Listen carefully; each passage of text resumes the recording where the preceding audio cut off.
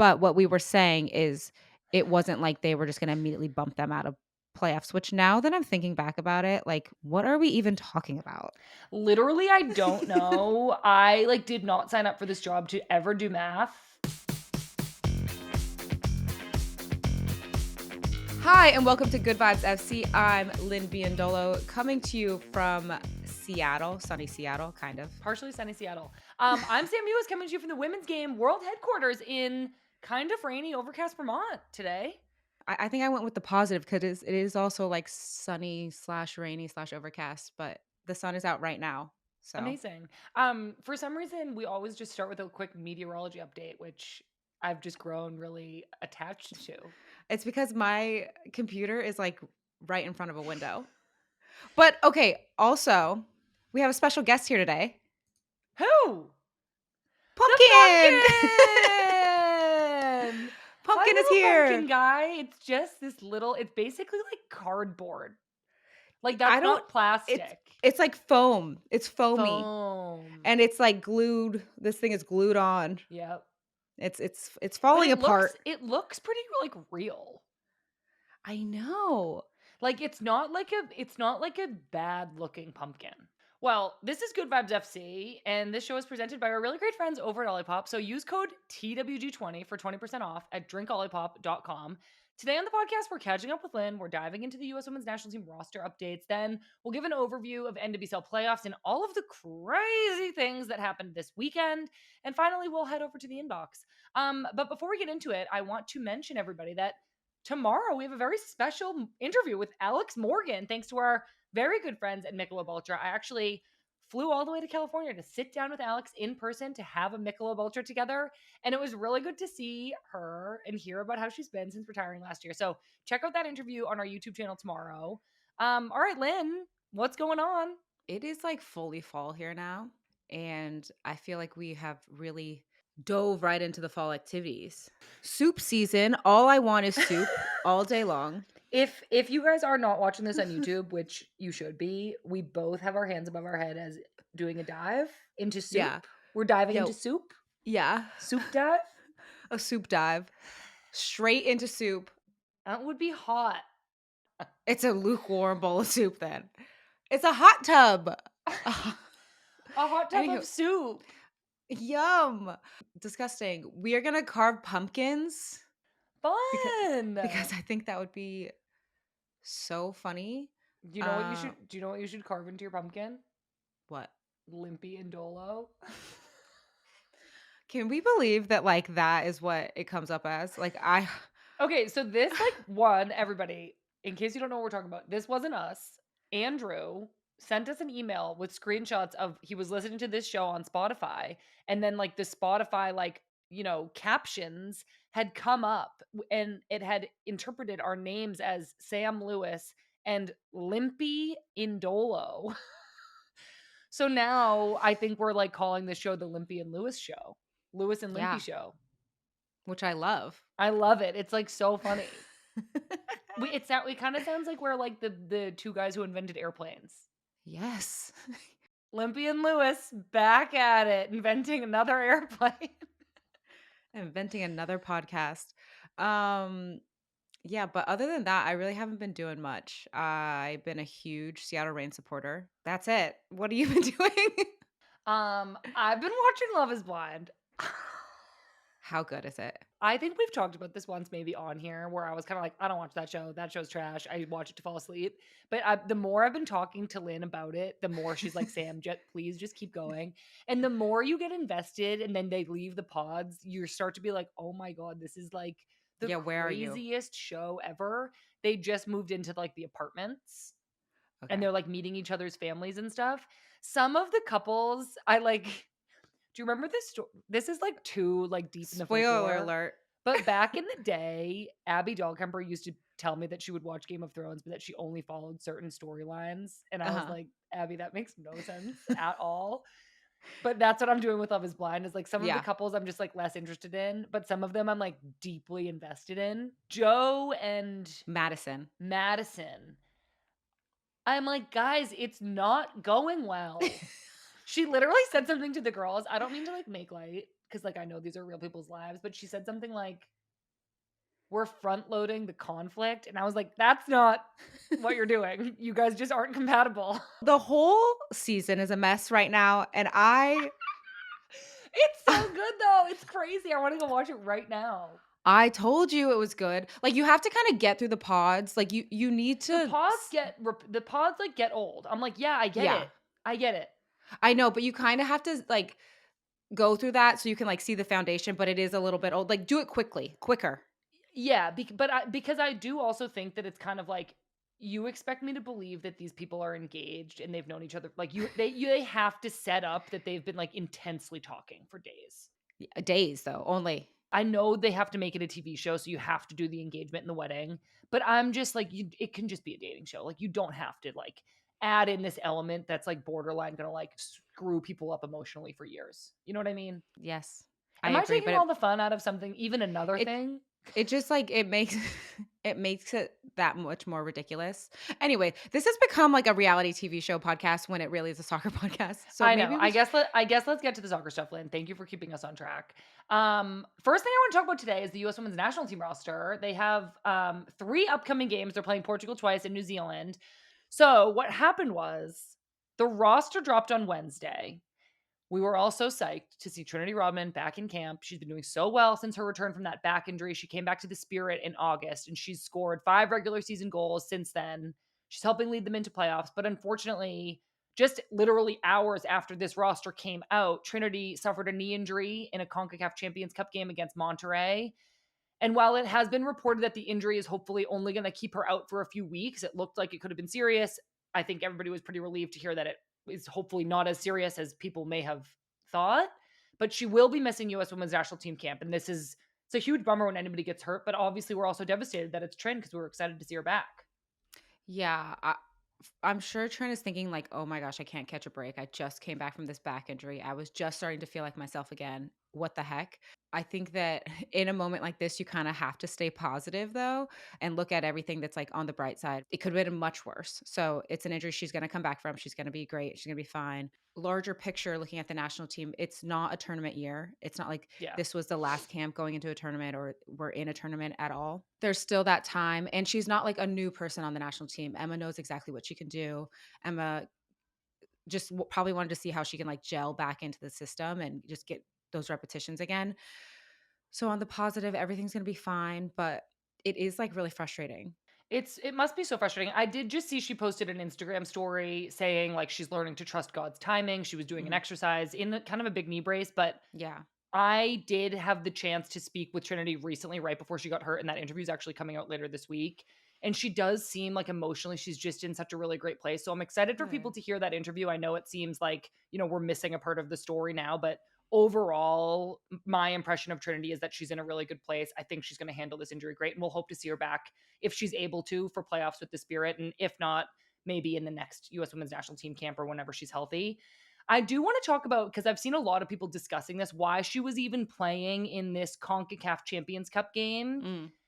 And I feel two ways about it. I feel like, on the one hand, I get why she was playing for a few reasons. One, if we want these CONCACAF Champions Cup games, these are like supposed to be the equivalent of Champions League. Yep. And I know that they don't have that weight yet. I'm like not saying that this game means as much as Champions League, but someday I hope that it will. Yep. And I think that teams have to take the tournament seriously in order for it to ever matter.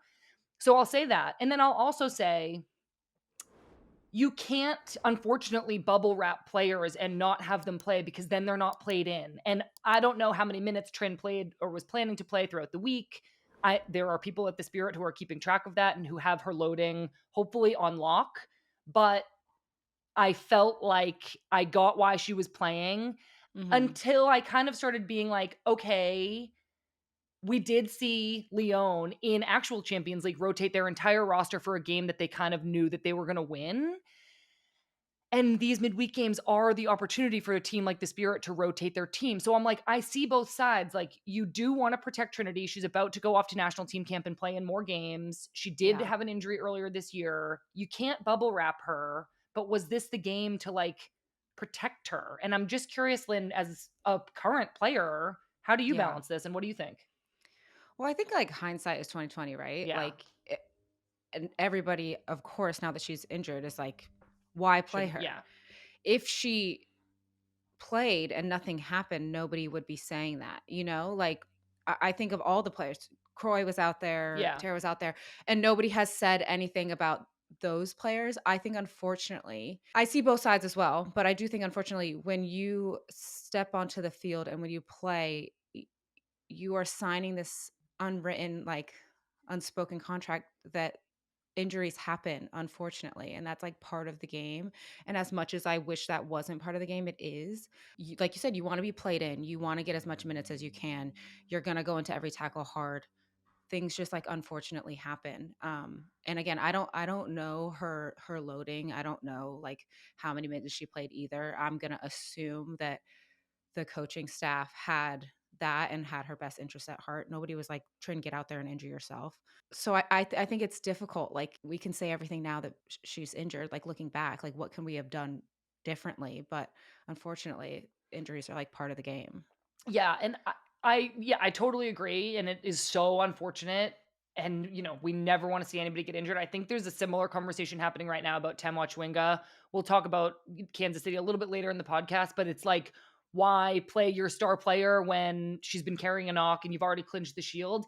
It is more complicated than that, and I think when you're thinking about building into playoffs, you do need to be played in. You do need to be match fit. Like, what's actually best for the loading of a player is to be playing game minutes, because you need the max sprints, Yeah. you need the contact, you need the Well, loading. there's like a sweet spot, right? Like, Yeah, you can't overtrain somebody, but you can't undertrain them. Like, right. both put you at an injury risk. So if Temois or if Trin were in either one of those buckets, then I would ask a lot more questions of, like, why? If Yeah, they're not and they're, like, in that middle of, we're just trying to get stimuli for their bodies, then unfortunately, like, this is just such an unfortunate exactly. circumstance. So I think that is more the question versus of, like, the type of game it was. It's for me, it's more Mm. like, where were they in their loading? Yeah. Yeah, exactly. It sucks, and everybody wants all the best players to be out on the field all the time. And yeah, this is just like one of those things. At least for Trinity, it sounds like she has a grade 1 MCL sprain. Most important thing is that she's okay. We're going to hear from Trinity from before this injury a little bit later in the week, but we're sending her well wishes. I do want to get back into the US Women's National Team roster. Another unfortunate injury update, Lynn, is that your Seattle Reign teammate Sam Meza has been ruled out of camp due to a hamstring strain, and Lo Labonta has been called up in her place. Super exciting for Lo. This is just her second call in, but obviously she's been a stalwart of the league, and had an incredible season with Kansas City. So I'm excited to see her go in there and be part of the midfield. But then there were a couple of omissions to this roster. Naomi Girma is still out with that calf injury, so she's not on the roster. And then Crystal Dunn actually hasn't been playing very much for PSG so far this season. When asked about Crystal, Emma Hayes said, "We've had regular communication with Crystal, but she's only played 300 minutes since last year's Olympics, which is not a lot of soccer. She knows that. I feel bad for her in as much she's doing everything she possibly can. She's available for selection with PSG, but she's not playing right now. She's not getting minutes, and she knows that." I feel for her. I think that she can help PSG. She is obviously a very talented soccer player, and she's gonna figure it out. Like, she's Crystal Dunn. But I also think anytime you, like, move teams, you're taking a risk. But I feel for her. She'll get back though. I have faith.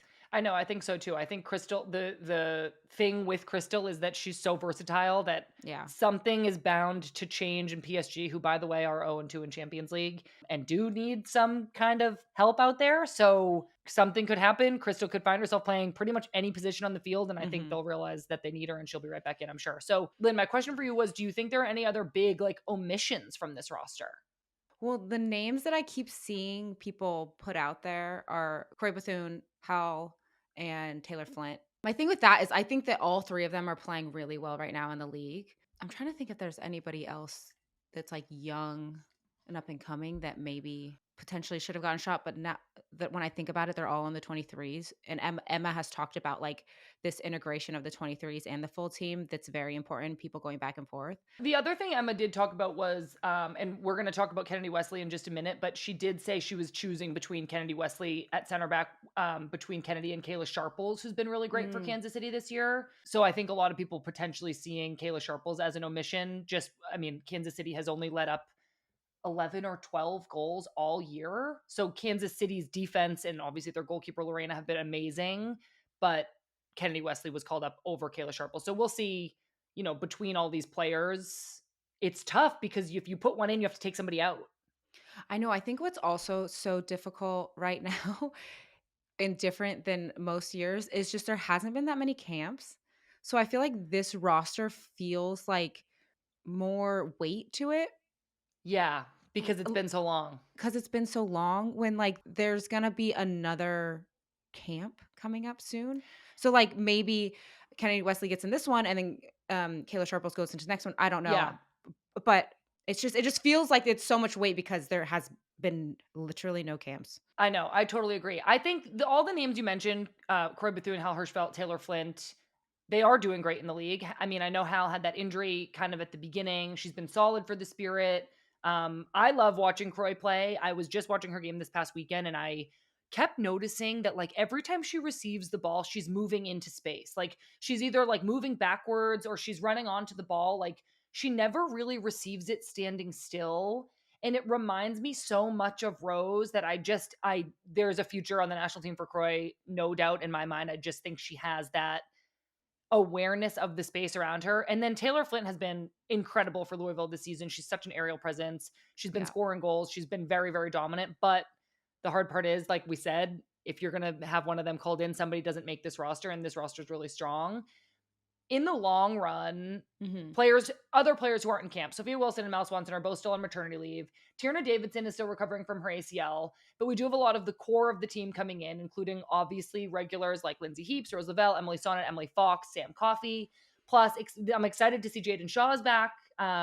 Jaden Shaw had gone into a couple of U23 camps and like didn't make the full team rosters for a Mhm. few rosters, but it feels like she's really gotten back on track since making that move to Gotham. So I think this is a big camp to kind of be like, okay, I'm back. I want to be here. I'm really excited for Jaden. Every person I know who's had like a very successful story has gone through something, and it's like, how did they get themselves back out of that? Right. And I'm not saying that this is her big thing. It could be. I have no idea. She's such a talent, but she's so young. And for some reason, I feel like when people talk about Jaden, they put her in like an older bucket, in an older category when she's so young. And it's like she should be judged with the younger players, and she Yeah. needs some support sometimes. So going down to the 23s, being able to build that foundation while also, I'm sure there's like a little bit of a test of like, well, how are you going to react to this? And are you able to like fight that adversity and climb and get back? And I'm really excited for her. I think that she's going to go into camp and do big things. And Yeah. I know. It reminds me of like when I first got called into and look, Jaden Shaw is way better than I ever was. But when I first got called into the national team, it was like, and this is not true of Jaden, just to be clear. It was beyond my level. And I kind of was like, oh my God, am I even that good? yeah, And then I remember going back to college and like dominating. And then when I was ready again for the national team, I was like in a better place because I had like realized that I was a good player again. And I think to a certain extent, that experience would be good for any player to yeah, be at a really difficult level and then go back to, your kind of own age group and be like, "Oh, I am a baller. Like I'm going back up and I like feel great about it." That kind of like gain in confidence is inevitable for Jaden, and I'm excited. I think she's been so fun to watch play with Gotham, so I'm excited to see that translate to the national team. There are a couple of other newer players who are coming back into camp. Lily Real, who's a rookie defender who plays for Gotham, is coming back. And then alongside your Seattle Reign teammate, Jordan Buglin, she's just 19 years old. And I want to hear what you like about Jordan and how she's been for your team this year. she's confident on the ball. The amount of times that I've seen her have pressure and she's like cut somebody, or she doesn't freak out and just like go back to the keeper. She shows that she can like continue to play and move forward and break pressure herself. Um, is great. And I think that she's a good defender. I think that obviously she's 19. Sometimes she makes mistakes like we all do. But if you're gonna get better and grow, I think, like we said, you need to put yourself in like a category or a bucket that's gonna challenge you and make you feel a little bit uncomfortable. Um, and I think this is that for her. So I'm really excited to see how she does. And I think last camp she did great too. So Go Jordan. Of course, you have Emily Sonnet, Emily Sams, Tara McCown coming into camp to play center back, but without Naomi and without Tierna right now, there are some like openings at center back, and I'm excited to see Jordan, and then also San Diego's Kennedy Wesley, who we were just talking about. She's a 24-year-old center back, and this is what Emma said about her, which I really wanted to read on the podcast because I found this so interesting to hear from Emma. Emma said Kennedy's ability in her progressive passing for the team, not just diagonal play, but to bring the ball into midfield really stands out for me. And so I'm really looking forward to seeing her work. Mm, I like love that that's what Emma's looking for is a center mhm. back who has the ability to play progressive passes, like to dribble out of the back, to play the ball forward. I think that it's just like such a weapon to have a playmaker like that at center back. And so I'm excited to see if Kennedy gets Yeah. any minutes in this camp. Me too. I think especially with like Tierna going down, and like coming back from injury, working her way back. I remember Emma saying something in the Olympics where like Tierna was our most progressive passer, and Yeah. she would like break lines with all of her passes. Like it was insane. I was like, "Oh, right, Tierna, calm down." Um, but I think that that is something as we continue to move and push for the World Cup that Emma's obviously looking for Yeah. eh, to know that, like, of course, we have to have defenders that are gonna, like, defend and be solid back there, but we wanna be on the front foot. We want to score as many goals as we possibly can, and that starts with our defense. Hmm. So the fact that Kennedy has that, like, naturally in her arsenal, in her tool bucket, what is it? In her Tool tool bucket. belt? In I her like tool tool bucket. system.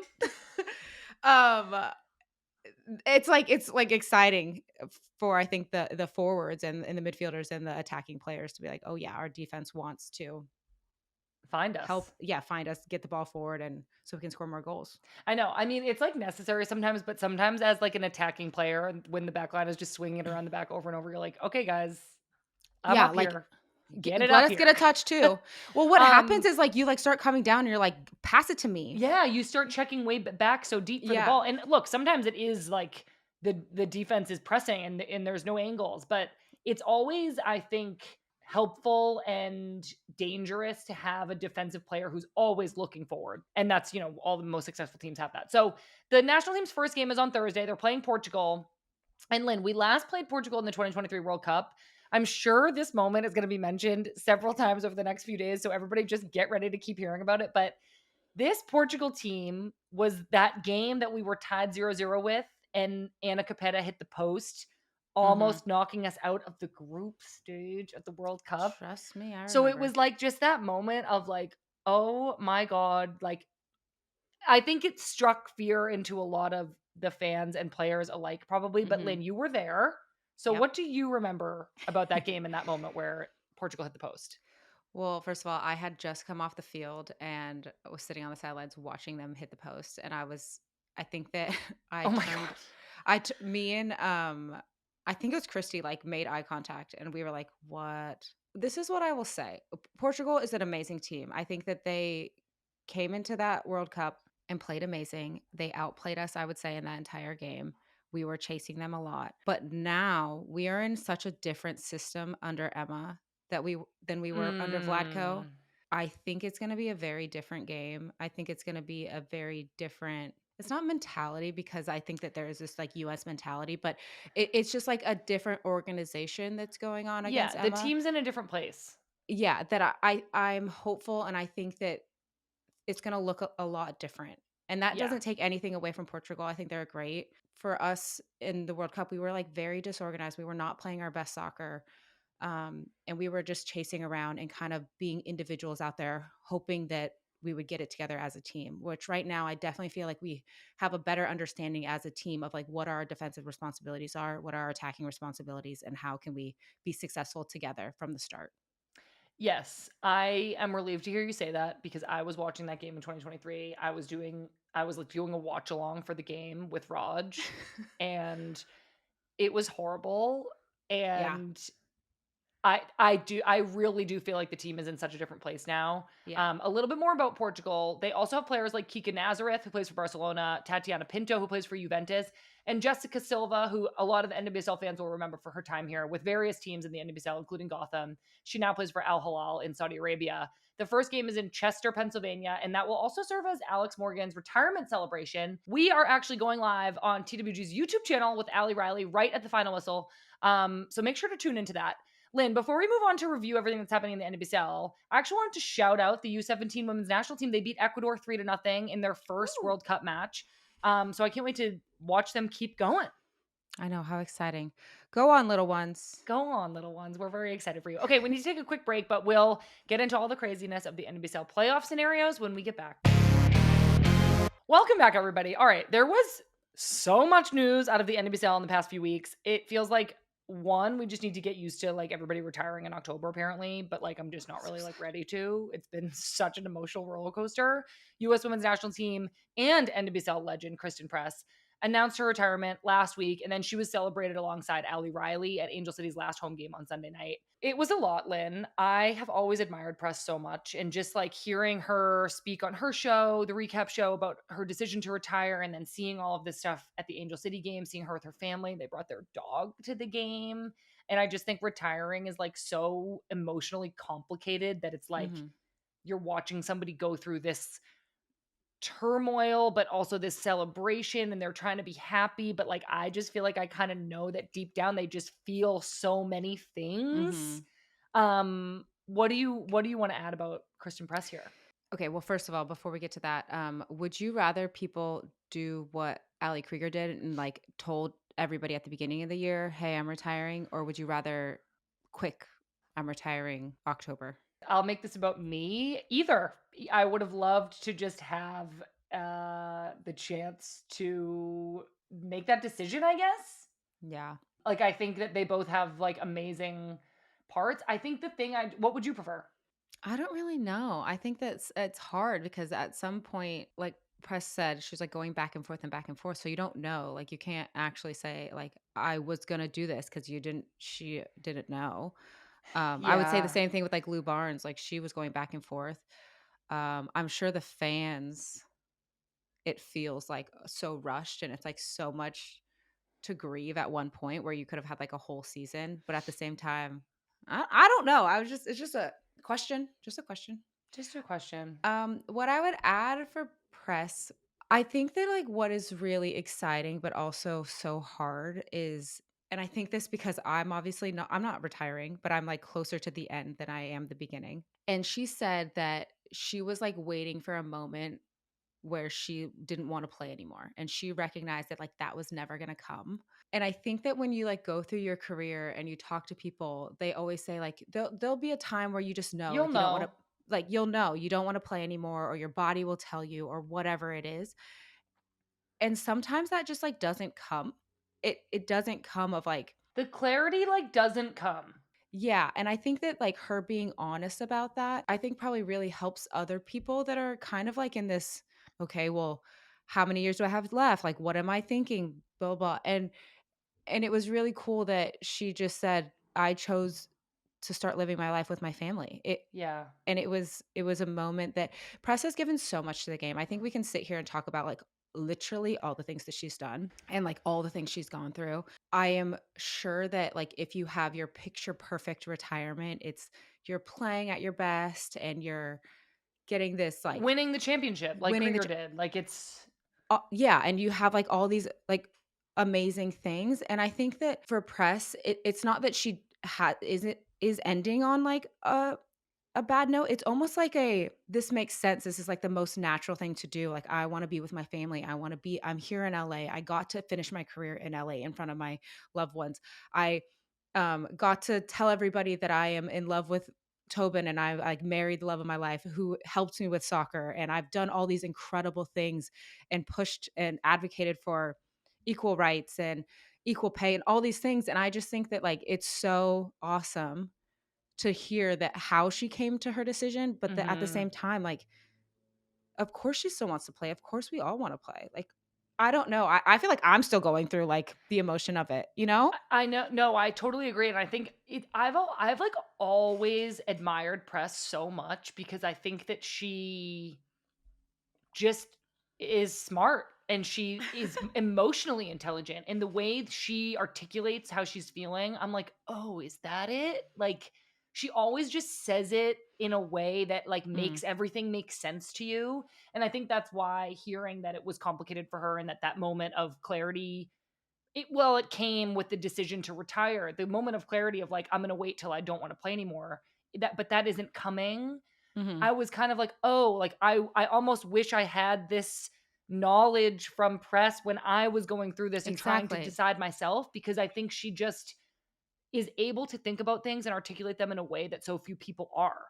Like, Yeah. her approach and her takeaways and her insight is, like, I've just always admired that so much about her, and you're right to say we could easily just be sitting here and doing a whole segment about everything she's done for the game, her ability to score goals, what she fought for Yeah. off the field, and all of that is worth talking about. It's like 100%. amazing. I just the thing I always get caught up on when we talk about retirement is like that the person retiring is like a person, and I Mhm. actually think that like our insight of talking about Press and her like personality and her intelligence is actually in a way so much more meaningful than talking about the Yeah, other I think stuff that you because she's just a person. and I think that you can, like you can Google all of the things that Press has done and really get, like, a sense of who she was through that, but, like, when I get to, like, sit down and hear interviews of people and, like, their personal side and their stories is when you, like, build the most connection to them, in my opinion, and I honestly think that also what's beautiful about Press's soccer ending on the field is, like, in her entire career, she's given back, right? She's like, how do we change soccer forever and change the pay structure? How do I fight for equal rights? How do I continue to do this? I'm going to like give back as I continue to build this platform so I can give back. Mhm. But how she's also ending her career is like passing it on to this younger generation. And I think that that is something that is really special. Like you can see her influence in Alyssa Mhm. Alyssa and you're like, Thompson. yeah, Alyssa Thompson and you're like, wow, you really like put all of your magic into that person as much as you could and like poured into her. And I think in a moment in a time where you're like, okay, I want to be playing more. I don't know if I'm like retiring and to keep playing. Like I'm uncertain about my life. To be able to be like, I'm gonna continue to give to the game and Yeah. literally pour into somebody, I think is really special. Yeah, it is. I mean, you could even see it. So the when Kristen subbed onto the field in this retirement Yes. celebration, she subbed on for June Endo, and June Endo gave her a big hug. And then June is walking away, and you can just see June's face totally change into one of like Yeah. emotion and sadness. And she posted this beautiful thing on her Instagram story about how her and Kristen went through their ACL injuries at the same time, and how Kristen was always there for her when June wanted to give up. And Kristen's impact on Angel City, on the U.S. Women's National Team, on the world is so big, and seeing the celebration at Angel City, I won't say it was muted because I actually don't think it was, but right before the game or just as the game was kicking off, Angel City, all the fans found out that they were eliminated from playoffs thanks to the Gotham Louisville tie. Yeah. Kristen and Allie both got the opportunity to play in the second half, which was met with such joy from the fans. And actually, I want to take a second because our producer, Colleen, who's an Angel City ticket holder, was actually at the game. And Colleen, I feel like, can you just tag in here and maybe tell us what the stadium felt like when Allie and Press were playing? Come on, Colleen. Hey there. Wow, great to be Hi. here, guys. Um, yeah, I feel like, we found out that we were eliminated like when the fireworks go off at the beginning of the game, like that was the moment everyone kind of like Oh. checked their phones. So like, you're clearing the smoke out of the air and you're like, okay, okay. But like and then right after that, like Angel City went down like, a couple points. And by the second half, we're kind of like, all right, like, we might not get out of this game what we wanted to. But then like the second Kristen, I think, like stood up from the bench, this like roar started to build from that side of the stadium. And it just like made its way all around the stadium and everyone's chanting. And like she comes on and she had this huge smile on her face. And like I think that energy like immediately transferred to us because like a few minutes later in the supporter section, like everyone started chanting, "We want Allie." So then she Yeah. came on, and like she hadn't been on, I don't think, all season since she came back from her Yeah. injury. And like seeing like how much it meant for her to be back on the field, I think like again that energy really just like pushed its way to us. We started like changing all of our like chants to have their names in it, because Oh. at that point, like, all that mattered was like having fun and like hyping Yeah. them up. The final whistle blew, and like we didn't win, but there was like a 5-minute reset where they were like, okay, we're gonna do the ceremonies. Tons of people stayed, and like this ceremony was like so nice. It was like Allie Riley's family was like kind of teasing her, and Yeah, like, wasn't Allie's mom like roasting her? yeah, it did feel like everyone was having so much fun. I mean, like it was such a great surprise to see like Alyssa was there. Very pregnant Claire Emsley made a great speech. Bobby the dog was there. Like it really just Oh. felt like, I don't know, I felt like leaving, we had like sort of like better energy than we came in with. And I think that's just because we had this pride in like what they built. It's so interesting because, like, obviously, as like our goal in sports is like to win everything and make it to playoffs, and like obviously that's like our goal. But because you guys had this, you guys knew you weren't going to make playoffs. Like it was almost this game where you can just really enjoy the people and like realize that it is just a game. And the reason why we started playing this game is because we love it and it's so fun to be out there and celebrate the person. And I think that that is something that's so special that you guys as a fan base and everybody watching got to just really bask in instead of having like the stress of, oh my gosh, we have to make playoffs, we're get out of here, da, da, da, like. And I think even that probably would have taken away from the moment more than just being able to like, okay, that sucked, we didn't make playoffs, but now we get Yeah. to actually celebrate you guys and And like what's really. important now is that they Exactly. get to play and we get to celebrate them and like we can just focus on that one thing. I think you're so right, Lynn. Yeah, and Yeah. like even thinking about Allie Riley, like Sh she hadn't been on the field in so long with her injury, so the fact that she gets to retire, but also she got to get back onto the field, like,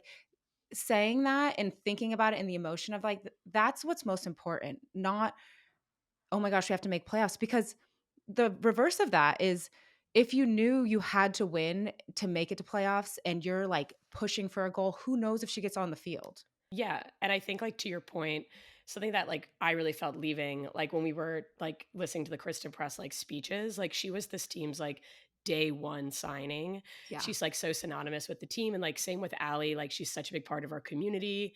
Like she goes to like watch part, like people see her at like bars watching games and stuff. Like people like love these players, and like I think a lot of us like day one season ticket holders, we like came because of them, but we're staying because of what they built, which is this Mhm. really beautiful community. Yeah. Yeah. So yeah.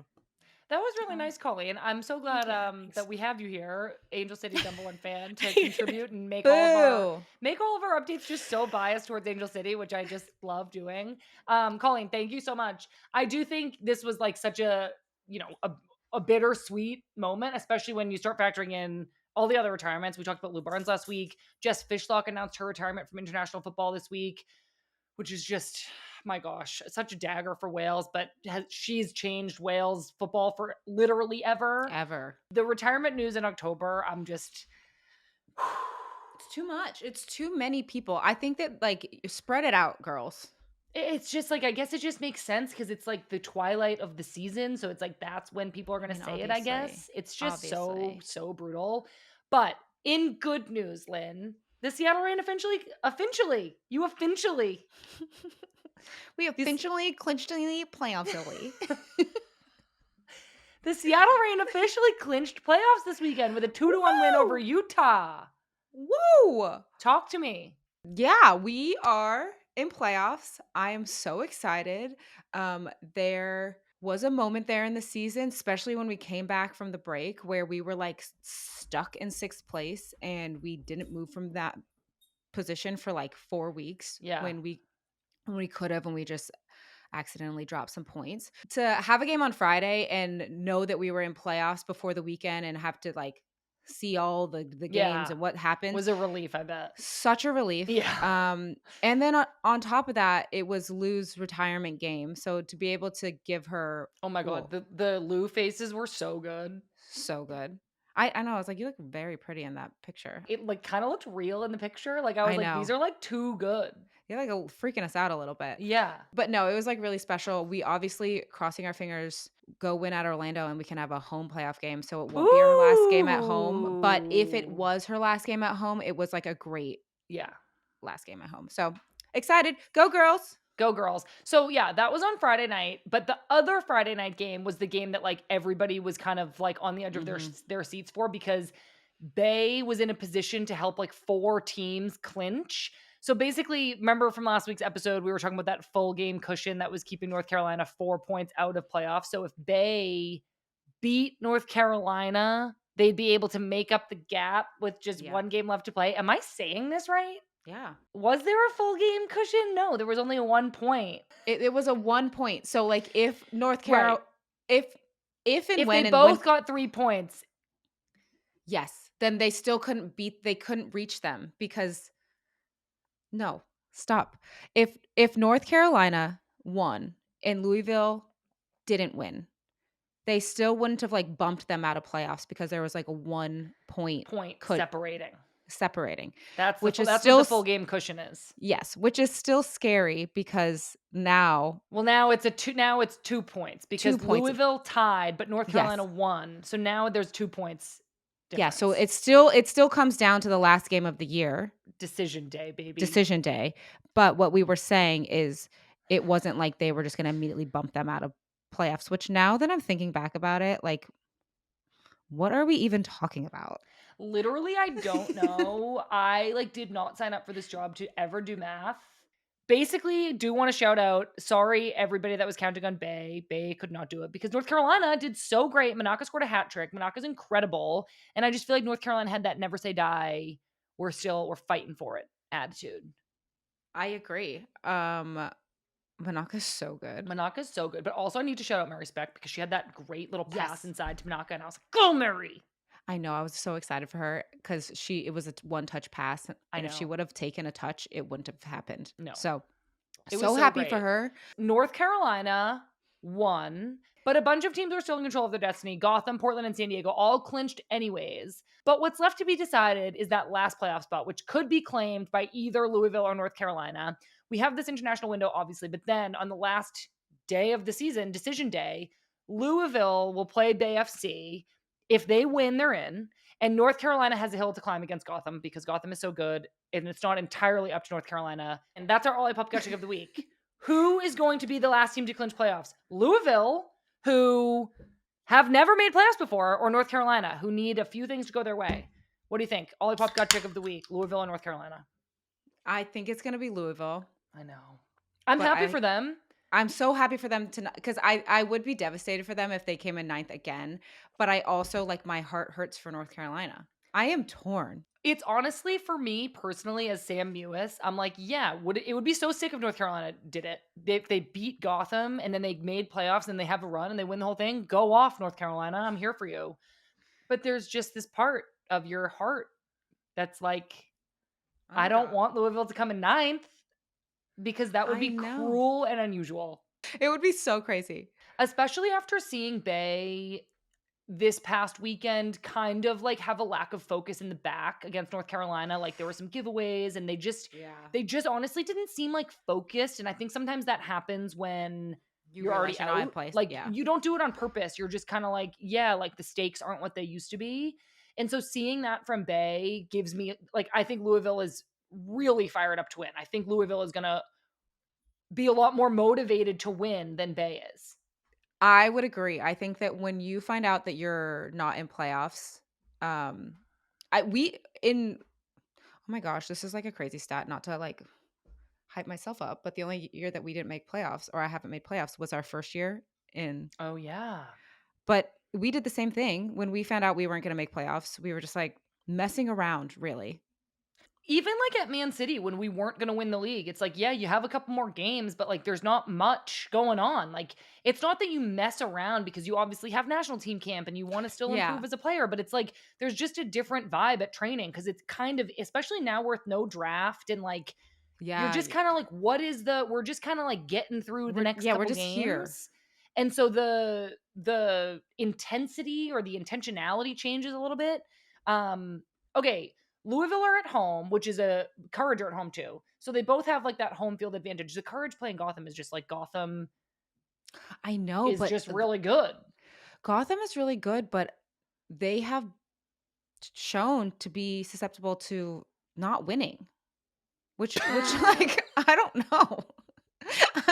I think that like they're so good, they need to score more goals with the opportunities that they have. And even watching them against Louisville, there was like mistakes at the back, which is unlike them considering how I like they're second in the know. league for defensive things.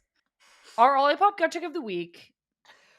We think Louisville is going to make playoffs, but our hearts are with you, Courage, and we love you. That was our Olipop gut check of the week. Let us know in the comments what's happening. What's happening on decision day? We really need to know. Thank you, Olipop. We love you so much. I'm drinking a root beer, Oh, I and I love have it. cream soda. Did we not cheers? I No. think. In one of the bigger surprises of the weekend, though, Lynn, Kansas City actually lost for only the third time this season to Houston. Ryan Garris scored the winning goal for Houston that snapped Kansas City's 17-game unbeaten streak. Unfortunately, that didn't keep Dash in the playoffs. They were mathematically eliminated on Sunday. This was also the game we mentioned where Temwa Schwinga came off injured. And at the time of recording, we have not heard any prognosis on Temwa yet. So we're obviously just sending her well wishes. What I want to talk about with this Kansas City loss, obviously Kansas City is still the best team in the league. Sorry. So the rest of decision day, besides that, like Louisville, North Carolina situation, is going to be about like placement because like still 3 through 8 are like so close on points. So what I wanted to talk about is like, yes, 1 through 4 get to host that first quarterfinal at home. The order also determines like who has to play Kansas City.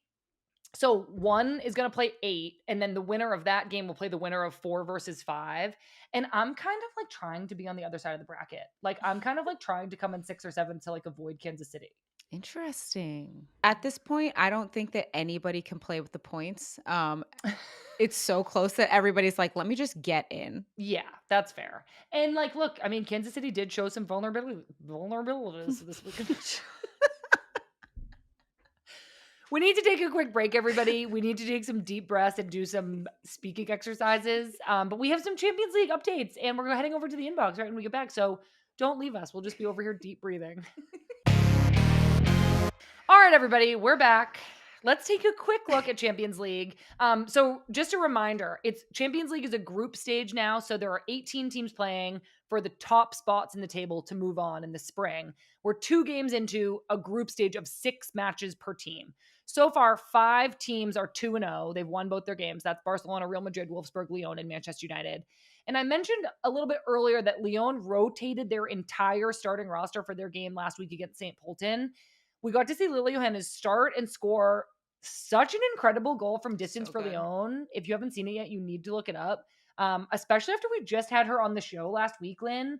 Lily obviously showed so much like composure and vision with this goal, but she's also just like grown up so much since I first spoke with her on the podcast last year. So I find myself like cheering for her and was just absolutely blown away when she like shot from 50 yards out. Like, what? I know. Well, first of all, I'm always cheering for her. She's incredible. To have the gusto, Audacity. audacity to like try that. And honestly, like the keeper wasn't that far out. I know. So she just was like, I'm just gonna hit this. And it was like just straight, like dead on. It was perfect. I love Lily. No notes. Wait, she taught me some Gen Z slang. She ate with that. Yeah, she did eat with that. How did I do? That's what she taught me, to say she ate. I don't want to talk about this anymore. Okay, I did also want to add, we got this email from our friend Will, which I thought was funny after Lily scored that goal. Will writes, short email, needed in writing. I will see, predict on October 15th, 2025, that at some point during her career, Lily Johannes will win the Ballon d'Or. This could be 2027 World Cup year or 2031. She will win World Cup with US Women's National Team and Champions League same year. We'll see. We have it in writing. We will circle back to this in 2 or 6 years, and we'll let you know if that one comes true. I'm with Will, but I'm with yes. Will. Okay. Also, Alyssa Thompson started and scored in Chelsea's 4-0 win in Champions League over Paris FC. Alyssa, moved to Chelsea. I'm not going to say she got off to a slow start, but she hadn't scored or assisted yet. So then she, in this game against Paris FC, she chose such a great time to send in a cross for her teammate Cannerid. Cannerid headed that one home. And then Alyssa also like finished kind of this like kind of a cross, kind of a pass across the box. But she just looked so happy. And it's just always such a relief, I think, for attacking players to get the first one because the pressure builds and builds and builds until you do. I would agree. I'm so happy for her. She looks so happy. You can tell she's playing with so much joy right now. And like you said, when you finally get that first assist, first goal off your chest, you're like, "Whoo, I know. It was it's great. done."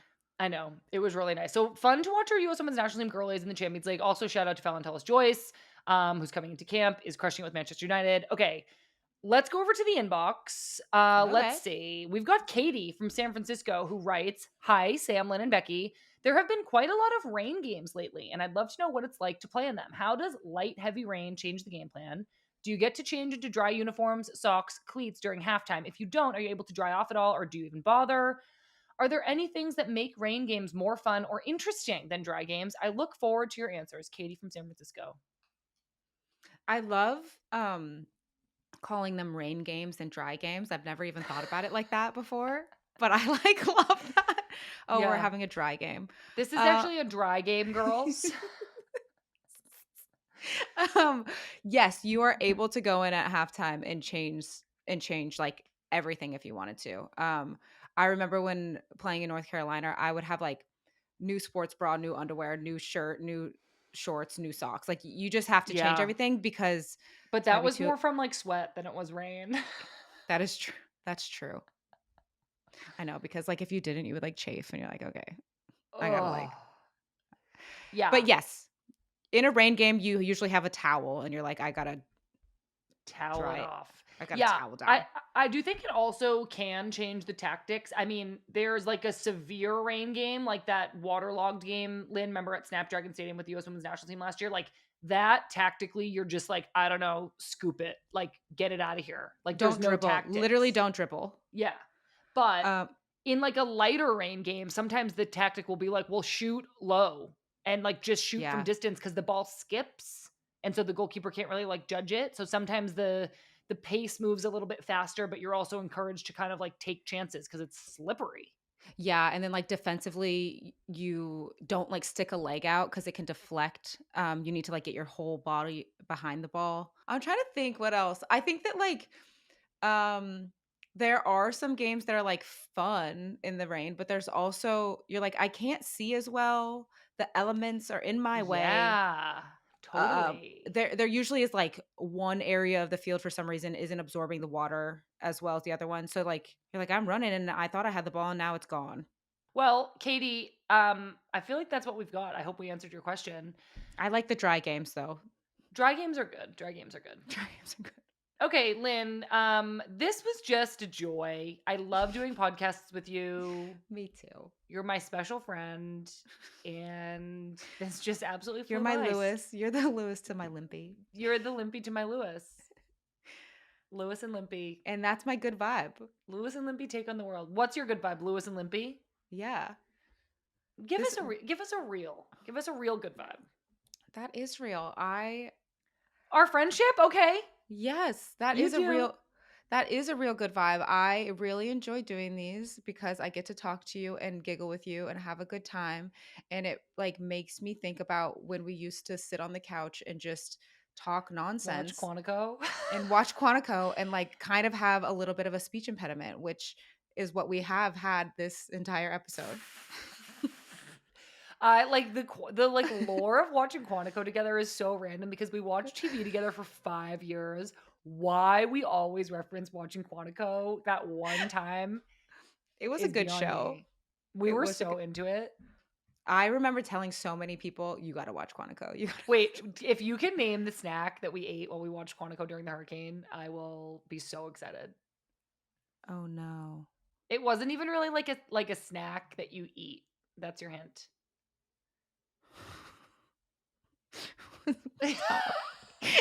Literally what? It was the applesauce packets. The go-go squeeze. Oh my Because god. we were in a hurricane and we thought we were gonna be like malnourished, so we bought like go-go squeezes as like urgent like dry goods, Do you remember when we like went to the store? non-perishables. all the food was gone from the store, and then somebody told us, because we obviously had never been in a hurricane before, fill up your bathtubs. So we filled up our bathtubs, and then the next morning our drains were broken, so there was no water. There was no water in the bathtub. Oh yeah. And we were like, okay, We were like, oops. God, thank God we didn't need that. It was like the lightest drizzle. There wasn't a hurricane at all. I know. Anywho, what's your good vibe? My good vibe is really an intention. And so I'm Mhm. just really going to try to be more present. So I was walking with Pat and Finn this morning, and I was just like, I really love going on these walks. And Chester can't come yet Oh. because his little leg is just healing up and getting stronger. But I love going for walks. I love being outside. I love talking to Pat, and I love just going for walks. That's my Your good vibe. Just family. going for a walk. My little fam. Do you know what I also have been loving recently? Mm-hmm. Hot chocolate Ooh. with whipped cream. Love it. Don't cut corners. Put the whipped cream on there It's like so good. I keep getting it everywhere we go. I'm like, hey, can I have hot chocolate with whipped cream. with whipped cream? Like a child. I love that for you, Lynn. You deserve it. Thank you. Okay, that's it for this week's episode of Good Vibes FC, everybody. I hope you go for a walk and get a hot chocolate with whipped cream because you deserve it. Make sure you check out our very big special interview with Alex Morgan dropping tomorrow, and then we have a Friendlies with Trinity Rodman dropping on Thursday. Plus, Becky Sauerbrunn dropped an episode of Teaming Up on Monday with Mina Kimes. That is so good. So subscribe, follow, link, click, listen, watch, laugh. Join us on Discord and follow along across all social media. That's all, folks. Goodbye. I'm Limpy Indolo. And I'm Sam Lewis. And we'll see you next time. Hot Love dogs. It's just dogs. And pumpkin. We forgot about pumpkin. We gotta go.